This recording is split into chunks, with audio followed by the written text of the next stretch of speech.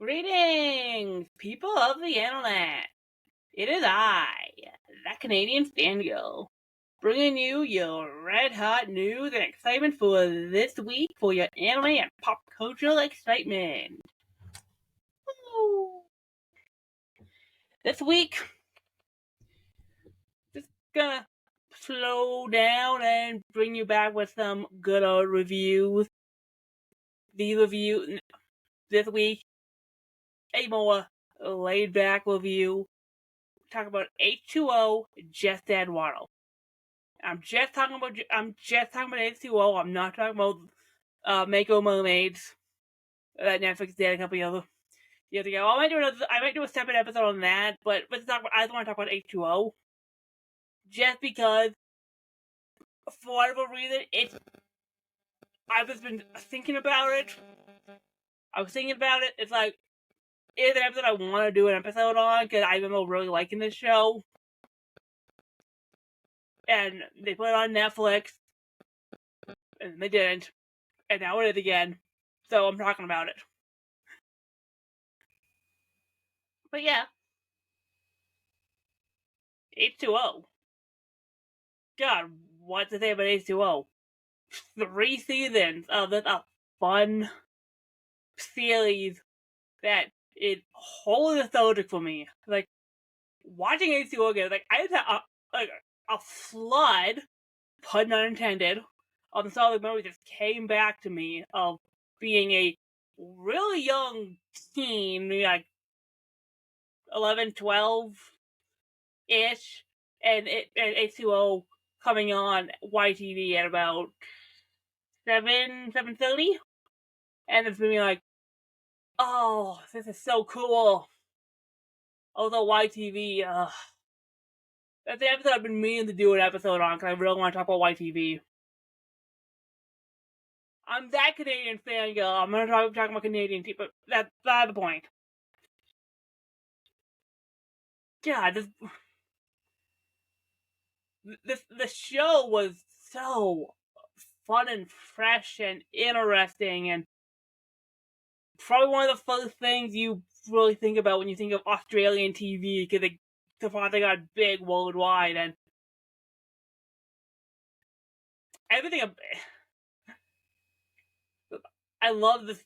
I love the take. It is this fun show about these girls turning into mermaids, and the drama that comes from the fact that they grow fishtails, they touch water. It's like,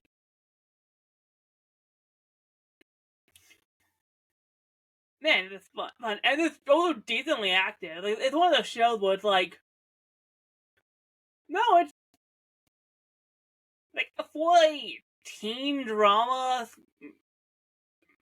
it's decently acted. It's got a decently acted teen cast. I know. I also don't watch a lot of Australian shows. I mean, that's the norm for things that film down under. Hey, down under, mate. If you're from Australia, hook me up.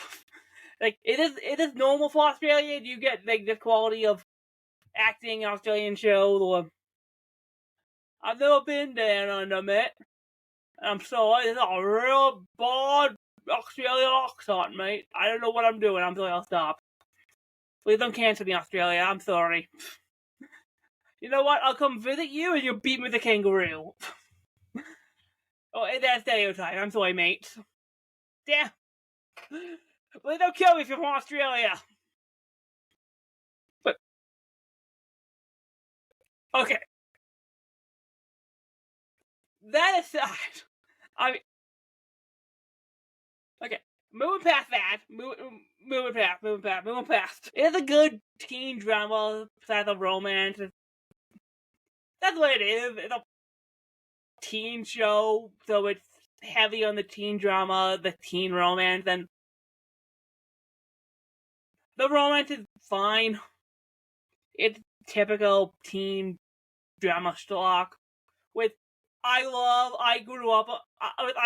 again, always nostalgic, because like watching these 16-year-old girls flounder, no pun intended, through romance and like supernatural. I mean, it's fun.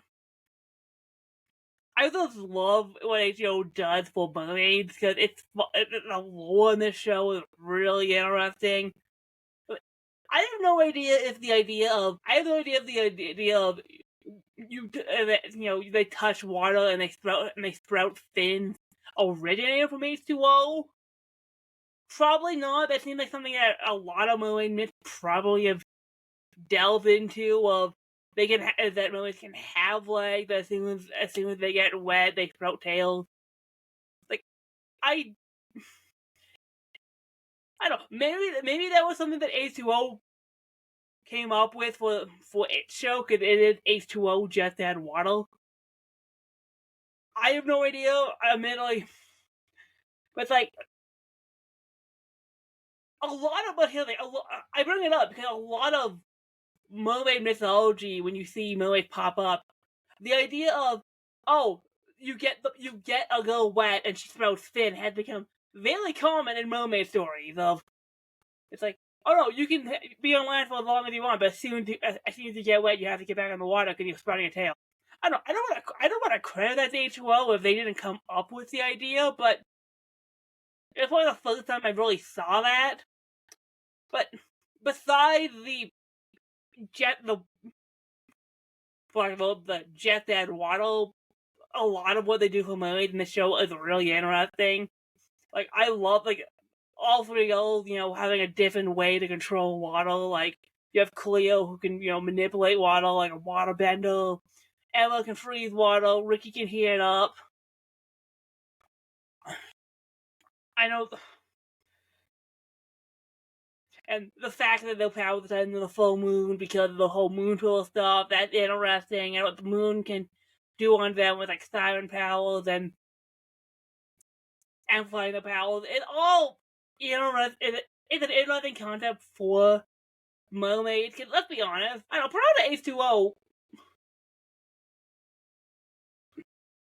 this will be a loaded question, but like H2o was like what 2006 maybe, like mid 2000s. Like prior to H2o, it's not like mermaids were like huge as like a supernatural entity compared to like other creatures, for lack of a better word. I don't know, like I don't know, yeah, vampire. There's a weird throwing mermaids in with all that stuff, but like I don't know, when you think fantasy, like with like supernatural, and vampires, werewolves, zombies, witches, wizards.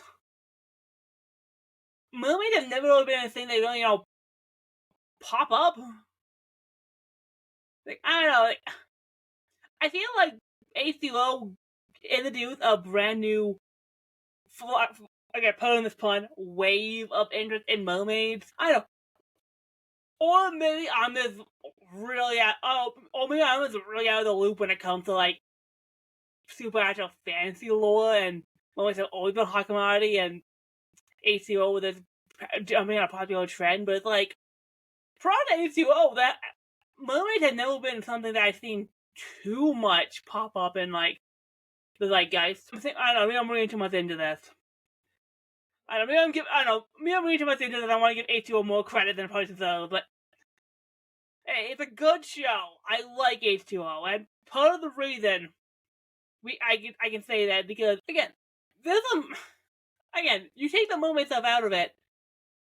It's a decent enough teen drama, and I think the characters have a good, fun dynamic. Like all three girls that we introduced, Cleo, Emma, and Ricky, have a really fun dynamic between the three of them. Of hey, well, that's three typical teenage girls who have to share the secret that we have to keep to ourselves, and because most likely science is gonna have a field day with us, and they find out we can spontaneously sprout tails, or we're gonna end up studied for whatever happened to us. So, and the three of them,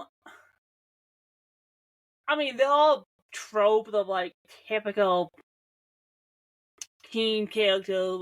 Ricky, the kind of hot-headed, more I don't know, would you go tomboy? Kind of the more aggressive, kind of hot-headed one who is more likely, like, kind of, Emma, the reserved, I guess, serious, smart one. Cleo is, I guess, the sensible one who keeps the group together because, Cleo's the one who keeps the group together because Emma and Ricky have, like, opposite personalities, but the three of them together do work. And then you add other characters like Lewis as the guy friend who was trying to help them. Then you have characters like Zane, Zane and like William, who act like antagonists for a good chunk of the first season, and you have like Byron, who are like Emma's love interest. You have like the other kids at school. You have the girls' families who all have their own way to interact. Like you have Cleo's parents, Emma's parents. I'm pretty sure you meet Ricky's parents in season 2. Cleo's sister Kim, and like they're all like. It's very teen drama centered act, but these characters are interesting enough that they work off each other well, and there are some good character dynamics there. And yeah, there was a cast change in season 3. I'm not blaming H2o for because I'm gonna take a while again and say I'm gonna take a while again and say Emma's actress, the actress who played Emma, got another job offer and had to leave the show. So they had to write Emma out and they had to do. I think the new villain was Bella? It's been a while since I've seen season 3. And season 3 is fine. Like, it's still real. Outside of the fact that they wrote out Emma, although I always liked, but like I'm not gonna blame that. Clearly, the actor's got another job. But like season 3 is still H2o, and it does fine, and it's still great at that. And I will say this, for a show that's supposedly episodic, there's some decent continuity in it. Like, if they introduce stuff that happened during like the full moon, they'll reference it in a later episode, or they'll bring, or like the stuff with Dr. Denman, they bring that back, and so yeah, you have people who they're aware of the lore and what's happening in this show to tell a continuing narrative, but still make the show feel episodic.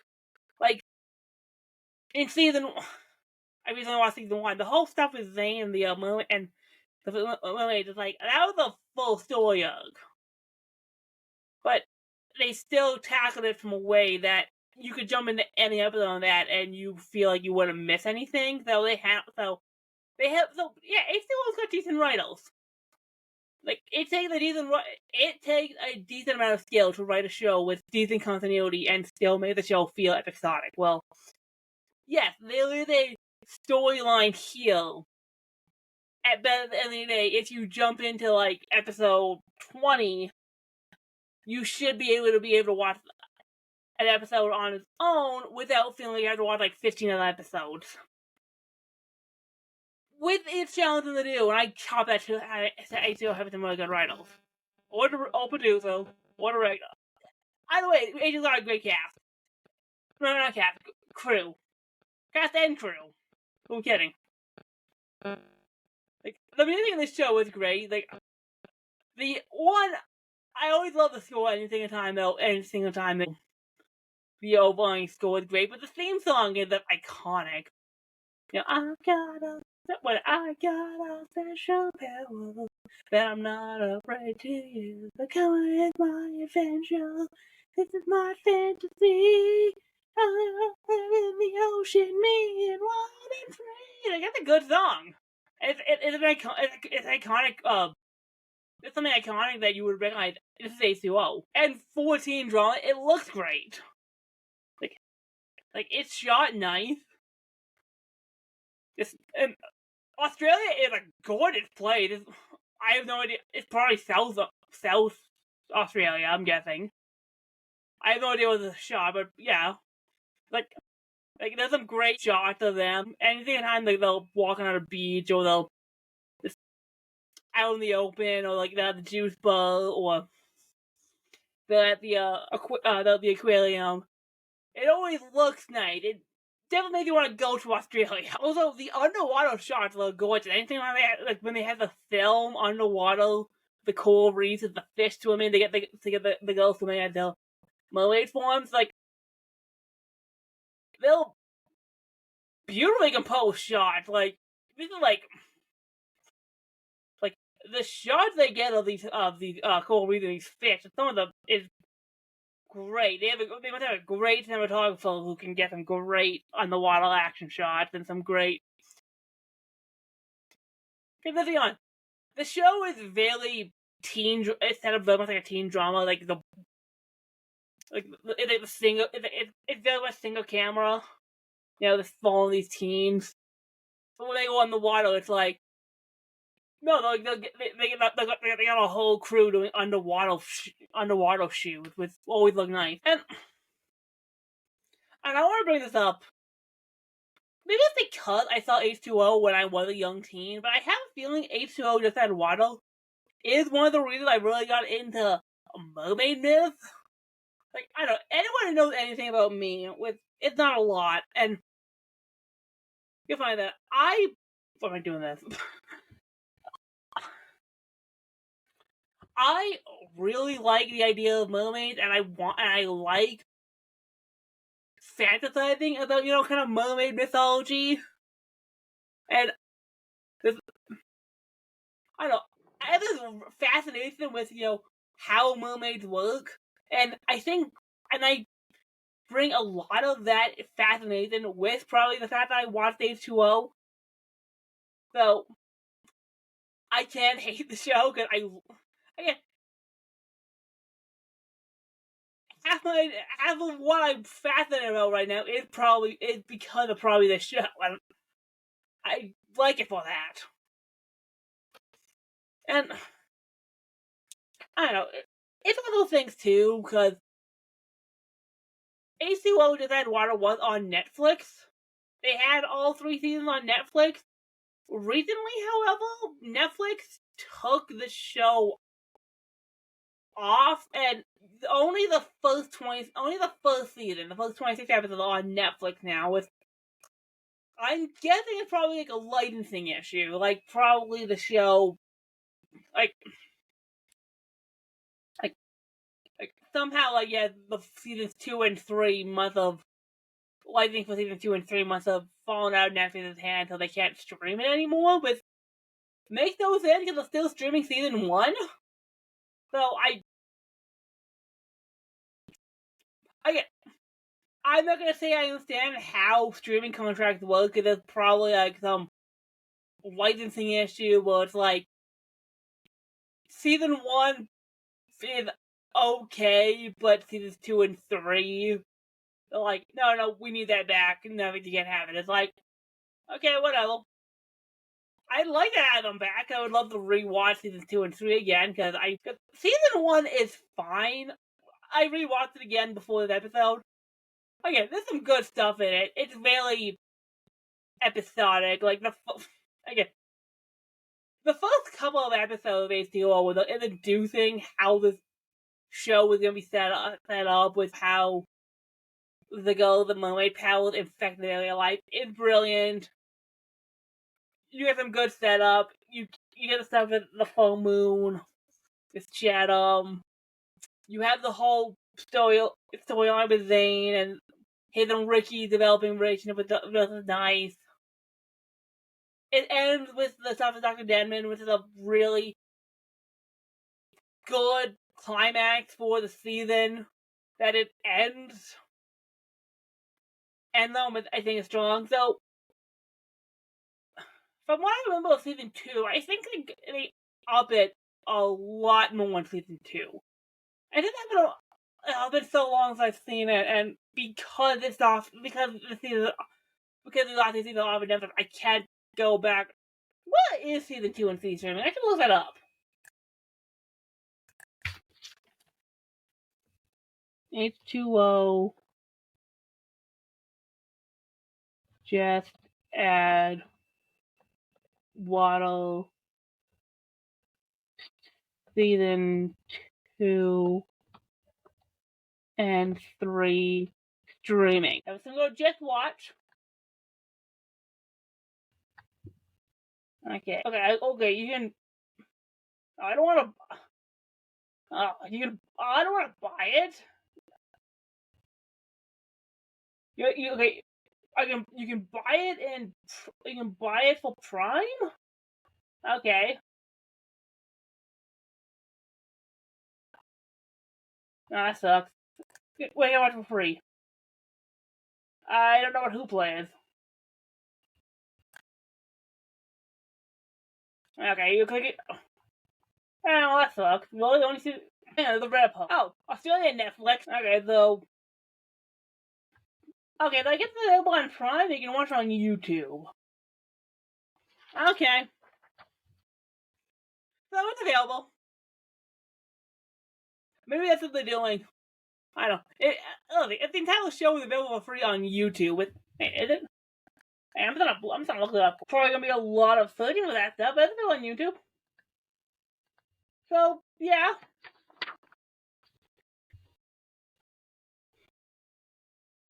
I mean, it makes a lot of sense because I think Mako Moe did the exact same thing. It's like Mako Moe was a Netflix. I think Netflix funded that show, so it's good to take that off. But I'm not gonna say I understand how streaming works because let's be honest, there's a lot of things about streaming that is really stupid. But yeah, that's H2o Just add Waddle. Just add Waddle. It is such a fun teen drama with some fun characters. I love what they do with Mermaid. Again, it's one of the reasons it's probably the main reason I'm so fascinated by Mermaid, and it's probably one of the reasons why I am writing a book called Tales about mermaids. And did I low key get the idea from Tales from H2o? No, I didn't, but it's probably close. Although I can claim legal high ground because technically it is different. Woo! I can defend in a court of law. Woo! You can't sue me. Alright. Up on the end of the veil. Thanks for listening to me ramble at H2o. And again, at the end of the day, H2o is a nostalgic pleasure for me. It's like, oh my god, it takes me back to watching it late at night on YTV. When I should have been doing homework. It's like, you're doing. It's like, okay, I think it was one episode of H2o. You can't tell me what to do. Yeah. Next week I'll probably do another Pitches Happen. Thanks for listening. Remember to like, share, and subscribe to this podcast. Feel free to give it a like, help the algorithm to recommend me to more people on Spotify. Like and follow all my socials. Twitter, Bluesky, Instagram, Facebook, my Twitch. I'm now available on YouTube. Look up That Canadian Fangirl on YouTube to like the show on that too, if you're so inclined. Wattpad and Fanfiction for my writing. No gatekeeping. We don't gatekeep this community. If you like something, you're a fan of it. Don't let other people tell you otherwise. And remember, when people ask what fangirl do you listen to, it is That Canadian Fangirl. What's Canadian Fangirl? That Canadian Fangirl. Alright. Later, peoples!